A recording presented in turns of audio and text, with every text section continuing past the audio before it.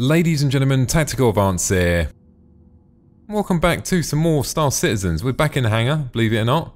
It's the only place where we can be at the moment.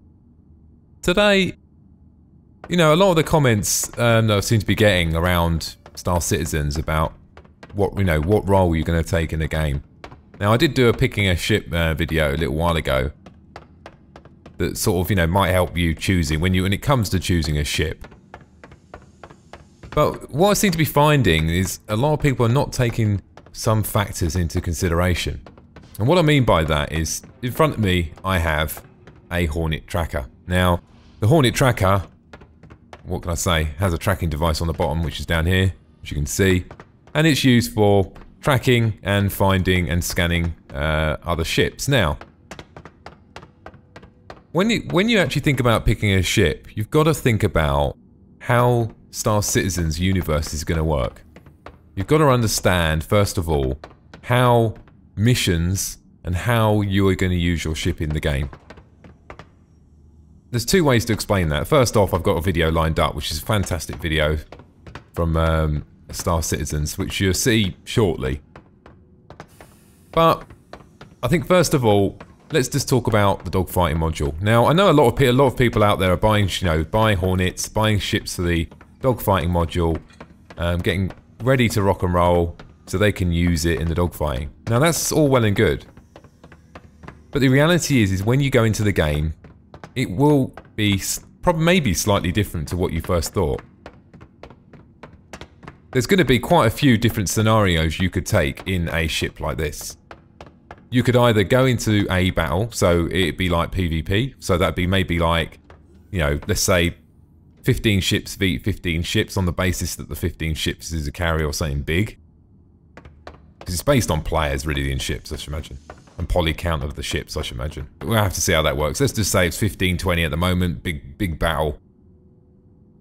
So, let's just say you've got your Hornet, you've got it for that purpose, you're going to have them battles. And there's a lot more in the game that actually you can do.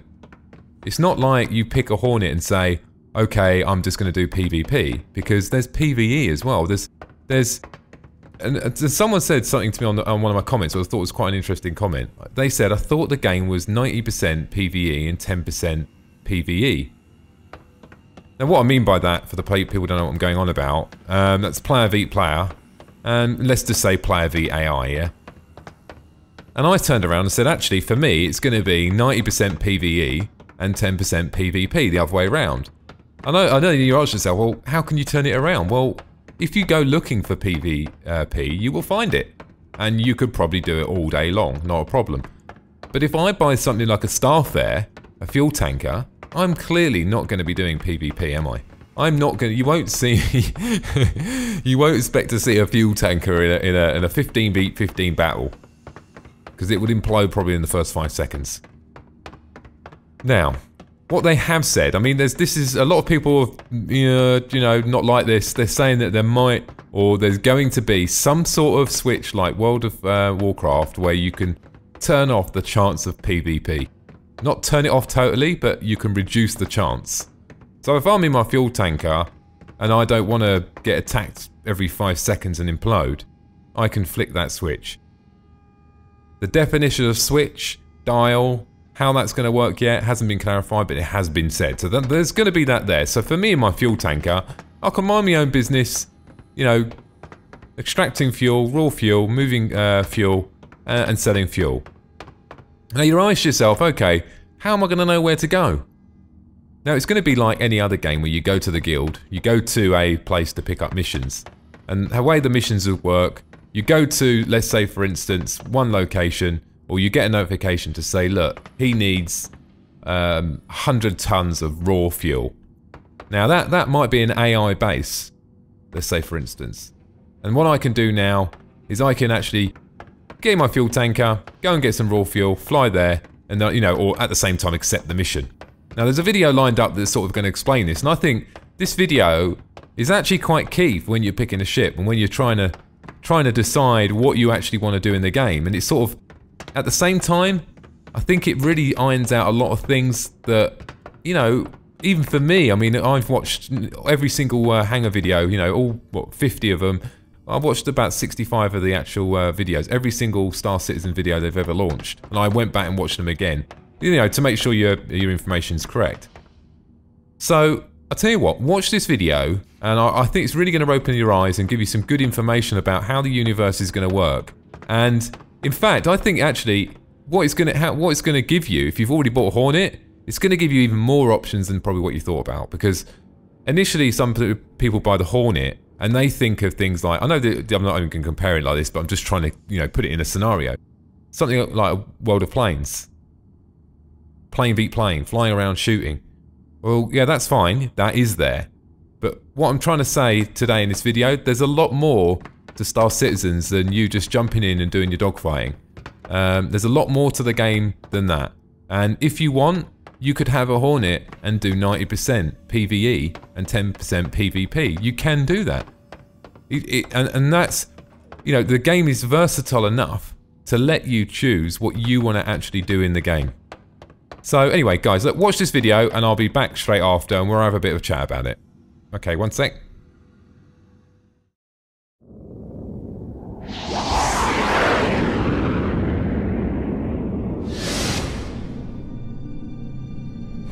The economy itself, first of all, in Star Citizen is completely dynamic. So the player's actions are going to be affecting the supply and demand and the prices. So a lot of the missions that are generated for players to take or even AI to go and do are created by the economy system itself. To give you an example, you know, if you have a weapons factory sitting on a planet and it requires 3 tons of metal alloy and 1 ton of high explosive and 1 ton of electronics to create 20 missiles in a game turn. That factory will create a mission out on the mission boards, which we'll have like in a system, and that will propagate to other systems at sort of the speed of communication in the Star Citizen universe. And it will say, hey, you know, look, I need 3 tons of steel alloy, 1 ton of high explosive, 1 ton of electronics, and who wants to take them? And so in that case, a player could look at the mission board and go, oh, look, there's a mission to take 3 tons. Okay, I'll take it. And fly in with the alloy, and if the player doesn't do it, an AI will take it and fly the stuff in. And along the way, if that player or the AI get attacked by a pirate and they don't make it through, then the goods aren't getting to the factory. The factory doesn't have the materials it needs to make the missiles, so it can't produce missiles that turn. Now, if people are buying missiles in that system, the inventory on the show floor will dwindle and they won't have any more missiles, which will mean the supply's low, so the demand's high. Prices will probably go up. Now, that factory will probably say, I have a pirate problem on my getting my raw materials, so it will create a mission with the Mercenaries Guild and says, I need you to go and clear out the pirates that are attacking this stuff, or I need you to be an escort ship escorting this alloys in. So that creates missions for mercenaries there. So players' actions as a pirate or as a trader could affect what's happening in the economy. You know, the pirates could be strangling supply to planets, or other people could be blockading it, and then if supplies aren't getting through, that planet will be creating missions to get supplies or get people to open the blockade. So basically the economy itself is generating a lot of the action and the missions are going on. And by the way, in that combat that you're having, like the pirate that is attacking the merchant ship, well, missiles are getting fired, ships are getting blown up. Well, that's demand on the economy side. So, you know, that means that more missiles will have to be replenished, or a ship has to be replenished. So there's factory nodes on planets making the ships. And so it all is kind of balanced. Hopefully from that you can sort of see how the economy and the fact that it's dynamic is generating missions for other players, or generating missions for AI, is creating supply and demand and consumption and production.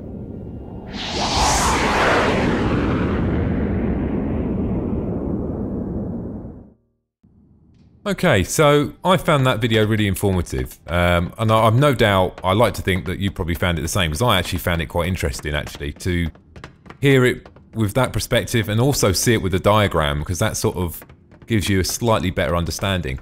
Now, one of the things that I don't think it really mentioned in there, which applies for companies, let's say for instance now I set my own company up, and then I want to refine or build something, or I want to do something. There's nothing stopping me setting my own missions and for them other players to be accepting from me. So it's not necessarily you're accepting a mission from an AI, you could actually be accepting it from another player. So I'll give you an example. If I had my Starfarer and I want to go and fill up with fuel, and what's happened is 4 or 5 times when I've gone to get that fuel, I've come under attack, and none of my friends are online, I've got no one else who can do it, I could put out, you know, a request saying, looking for fighter, paying X amount to escort me to A to B, blah, blah, blah, and you can accept that mission. Now, I'll tell you why I like that, because there's a good reason why I like that. It brings an element to a game where I haven't really experienced that interaction before. And what I mean by that is, most games that I play, it's a PvP scenario. So I have a gun, or I'm in a scenario, or, and I come across another player, I'm either going to kill him, he's going to kill me, I'm going to either run away. In other games, what tends to happen is you text chat. Most MMOs, you text chatting, and if you're in a group, 4 or 5 of you. With this, when you accept someone to be your wingman, to escort you, you can actually talk to him. Of course you can. So, what it does bring another level of interaction. And I like meeting new people. I'm sure like you all do as well. And that's the best way to get to know people, to talk to people. And I think having that element in the game as well is going to be brilliant. Let's just hope that you can put a requirement saying mic only. Because, it makes it a lot easier if you can actually talk to someone in the game anyway. Because, if I've got all my hands on the controls and at the same time I'm trying to tell him, oh my god, I'm being attacked from the left, and you're trying to type it, you're moving your hand away from the keys and maybe even away from the actual guns. So for that very reason, having, direct communication with your wingman would be great. So that element sounds fantastic for me. It's an exciting part of the game, because even though I'll have all my friends online, you know what, every now and again I might invite someone along. Now, going back to the video I just watched. Now, I'm just throwing this out there, guys, because I like to not necessarily criticize things, but look at things in a different light and to see maybe how they can be not necessarily abused, but how other people may abuse that. Now, like he said in the video, he said that in the video that, let's say for instance, that an AI requested some parts for some missiles. And let's just say for instance, a ship destroyed the supply ship going to supply him with the missile parts that he needed. The AI then says he needs someone, a fighter, to come to this zone and clear out any AI or enemies so the supply can actually get through. Now, I don't know how it's going to work, but what's stopping you then sending 4 fighters out and then destroying all the ships, as many ships you can, going to the missile supply silo, and then stocking up on missiles yourself and upping the prices, and then selling them at a high price on the basis that the demand's higher and you cut the supply link? I'm just throwing it out there. I'm not 100% certain how, because it's a persistent universe. I'm not quite sure how you would interact with an enemy ship when you're not in that instance. I don't know how you fall into that instance. And what I mean by that is, instances are going to work when, let's say for instance, 2 ships meet, and that will create an instance between the 2 of us. And then once that instance is created, we go into maybe battle mode or something on the lines of that. Now, it's probably going to work something like that, but obviously what's not going to happen is at one point in the universe at one given time, I may be in a battle or I may see a ship, but you can't show all the ships at the same time, because there'll be thousands of ships all over the place. There's going to be millions and millions of players. So how that's going to be controlled, I've watched a couple of the videos, but it looks complicated, and I think that's going to be quite a key factor, and it's quite an important factor, because you could see quite easily how possibly it could get abused. But I've no doubt Star Citizens have probably thought of something or going to do something so that can't happen. Maybe the enemy ship, the AI ship that shoots the freighter, can only be seen once you've accepted the mission. If that's the case, fair enough. But that's so the question then you have to ask yourself: can you see the freighter, the AI freighter, doing the deliveries to the missile silos? If you wait around by that planet, will you see that ship come in? Now, I sort of hope so, because I suppose saying that, I don't know. I'm thinking, yeah, you hope so, but then if I can see the ship, what happens if 10 ships are waiting for the same ship and everyone's got the same idea? Does that mean we're all in that same instance and we can see each other, or does that mean there's 10 freighters? There's 1 freighter for each one of us? Look, I'm throwing it out there. I think it's one thing I don't understand about the game yet, is how the instancing is really going to work, and I don't really understand how they're going to bring that dynamic into it and how that's going to actually work. It's going to be interesting. I think it's going to be a lot of trial and error, really, to be honest with you, and we'll have to wait and see. So, the purpose of today's video, not as long as my normal video, I'm going to do a video on the tracker, but I do want to go into major detail. I just wanted to explain a couple of things around about, you know, about the economy, about the universe, about, you know, how things could work, and what the actual potential of your actual ship is. Because it goes a lot further than just dogfighting and just fighting other ships. You know, you can do a lot of other things. I mean, if you've got a Hornet, you can deck it out, you know, to be geared totally different. I mean, the Hornet tracker may, you know, it will have missions it will be asked to do by the AI, there's no doubt about it. And let's say, for instance, if I might have a mission. Let's just say I want to go and find some fuel. I'm not flying around in my staff there. I might as well speak to someone and just put a job out saying, look, hi, looking for a Hornet tracker to go and find a gas giant, blah, blah, blah, blah, blah, blah.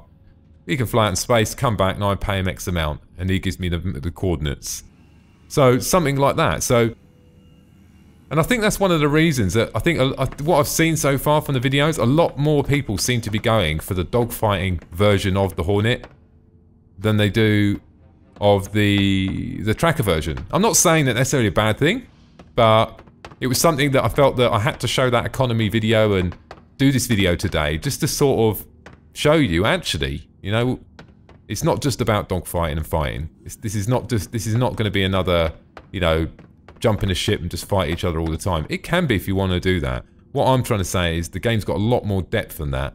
It's got a lot more you can do in the game, and the universe is going to be absolutely huge. So the amount of jobs and missions you can do is just going to be absolutely endless. And at the end of the day, you can only do dogfighting for so much. You can fight each other, but you're going to need to earn money and pay for things at the end of the day at some point. So you're going to have to doing some sort of role.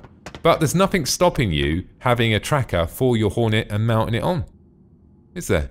And that's the good thing about the game. You could even bolt in a cargo hold if you wanted to as well, a small one. It's not going to be massive, but, you know. Anyway, ladies and gentlemen, just a bit of information today. I hope you enjoyed the video. Thanks for watching, and don't forget to subscribe.